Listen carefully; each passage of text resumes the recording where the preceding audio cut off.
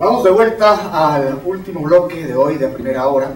Estamos conversando con tres presidentes, expresidentes: Hipólito Mejía de República Dominicana, Ernesto Samper de Colombia, Vinicio Cerezo de Guatemala y un ex vicepresidente, José Miguel Alfaro de Costa Rica. Estuvimos conversando durante la pausa y el vicepresidente Alfaro se queja de que yo estoy interrumpiéndolo cuando ya está a punto de redondear la idea, así que vamos a cambiar el orden en este momento para que podamos llegar a conclusiones. Y empiezo por el presidente Samper. Cambiamos el orden. Presidente Samper, si usted volviera a ser presidente, ¿qué errores no cometería? A ver, cuéntenos. Eso me acuerda de una famosa anécdota de dos cazadores que se pierden en un bosque cerca de Dublín y ya a las 6 de la tarde desesperado le preguntan a un campesino, le dicen: por favor, para llegar a Dublín, ¿qué hacemos? Dice: yo de usted no comenzaría desde aquí, les dice el campesino. Ahora, quizás yo podría decir lo mismo, tal vez no comenzaría desde donde comencé. Obviamente Colombia es un país atípico, tiene muchas dificultades, es muy complejo, pero uno nunca está preparado para ser presidente.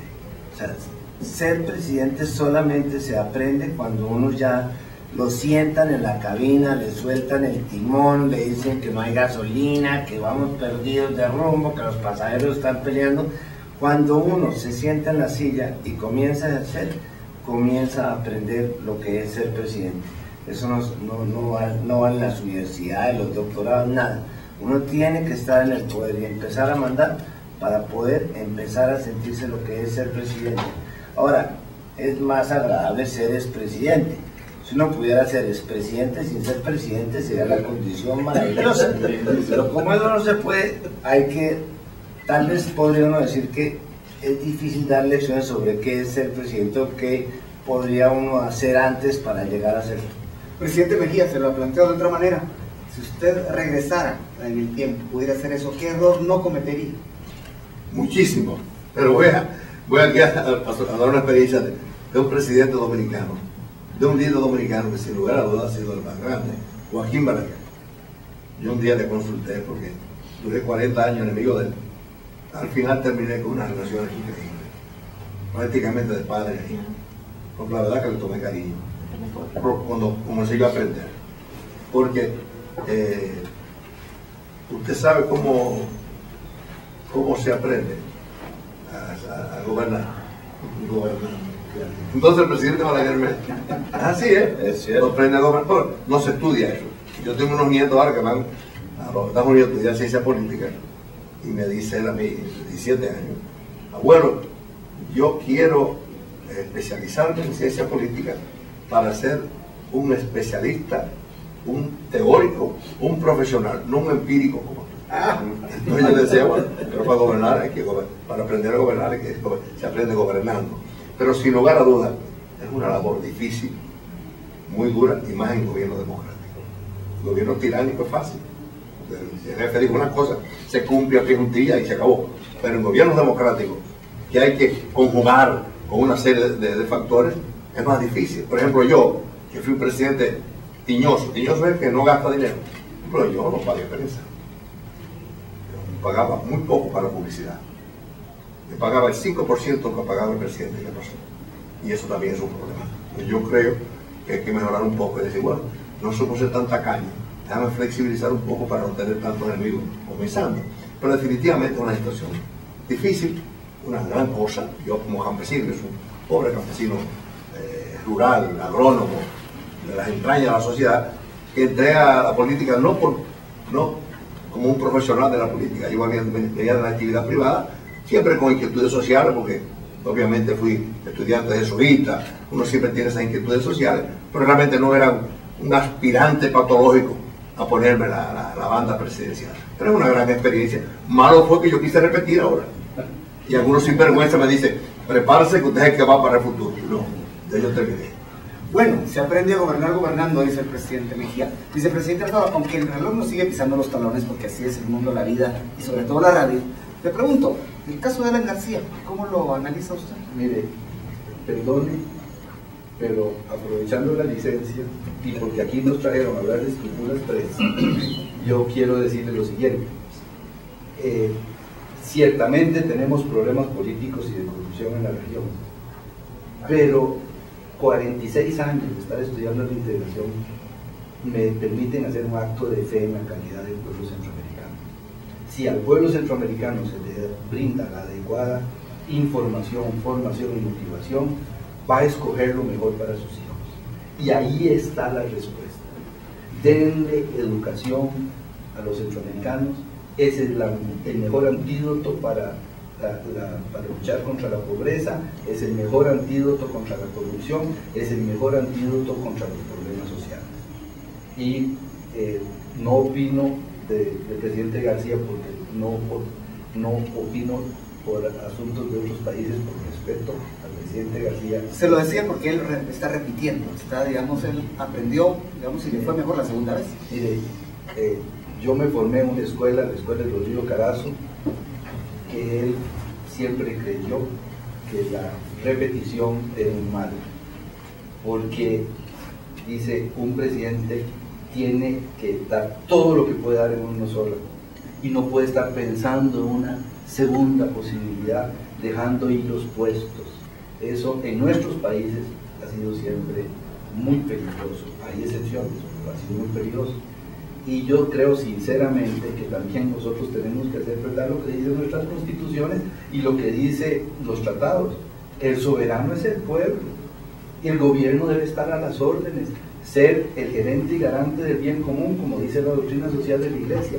Desgraciadamente ha habido un acoso de grupos particulares que han querido ahogar, y en algunos casos han logrado ahogar a un presidente y lo han podido anular, pero eso es un mal. El tejido fundamental de nuestros pueblos es un tejido sano y lo han demostrado sobreviviendo con 16 millones de centroamericanos con menos de $1 al día y sobreviven. Y entonces, por eso la iniciativa del presidente Cerezo de Estructuras 3 es una, además de oportuna, es necesarísima, porque es saldar la deuda social que fue el capítulo olvidado de todo el proceso de paz. Pero para eso, evidentemente, entre otras cosas, hay que vencer la corrupción. Presidente Cerezo, terminamos con usted el programa. Una pregunta que está afinada en esta misma guitarra. 3 acciones de sus primeros 7 meses, doctor Pérez Molina, doctor presidente de Guatemala, que usted defendería y mantendría, y 3 que usted definitivamente no seguiría. 3 y 3. Bueno, ahora sí me la puso difícil. Pero bueno, yo creo que el presidente Pérez ha tenido un acierto, y es que él ha puesto la agenda política en el país con sus iniciativas. Salió con la legalización de la droga, después ha planteado la reforma constitucional. Él ha tenido 2 o 3 ideas que se han convertido en la agenda política del día, y no está tomando la agenda que se le pone la prensa u otros organismos políticos. 1. Yo diría que el error en este planteamiento es que no ha estado preparado para darles un seguimiento de fondo. O sea, él debería de haber propuesto, por ejemplo, la agenda sobre las drogas y darle seguimiento nacional e internacionalmente, porque es un planteamiento que le dio mucho prestigio a la posición internacional del presidente. Y en el tema de la reforma constitucional, sinceramente yo diría que lo que se tiene que hacer es, inició el proceso de consulta, tuvo el valor de plantearlo, y ahora que le dé campo para que se vayan expresando todos los sectores y sintamos al pueblo, porque es el pueblo el soberano, como decía el vicepresidente Alfaro, qué es lo que quiere de la reforma constitucional y aceptar las consecuencias de haber abierto la caja de Pandora sobre el tema de la reforma constitucional. Creo que el país sí tiene que abrir esa discusión y enfrentarla. Y por lo demás, yo sí quisiera decir que las 2 cosas que yo debía de haberle puesto más énfasis en el gobierno es al fortalecimiento del sistema de partidos políticos para volverlos independientes económicamente, y a la reforma, a la legislación para establecer un servicio civil importantísimo en el país. La ausencia de una burocracia bien pagada, muy educada y orientada hacia los valores fundamentales del servicio al pueblo y de la no corrupción son básicos en cualquier país, y eso es lo que hace falta, creo, en América Central, pero en toda América. La lucha contra la corrupción en su momento, presidente Cerezo, le faltó. Bueno, no, fíjese que no, nosotros teníamos incluso una oficina que se llamaba Oficina de Asuntos Administrativos, y ahí estuvo incluso uno de los funcionarios más importantes de este gobierno en el tema de la seguridad. Nosotros, ¿quién? Julio Rivera, y cumplió un excelente papel. No solo él estuvo también de viceministro de Gobernación, pero la verdad es que nosotros investigábamos a los funcionarios para poder controlar la corrupción antes de que se hiciera. Y me precio decir de que en este momento, 25 años después de mi gobierno, no ha habido un solo caso concreto que se pueda demostrar que nosotros tuvimos un acto de corrupción grosera que haya enriquecido a las personas. Hubo rumores, pero no hay nadie preso ni enjuiciado. Eso es muy importante, hubo tremendos rumores.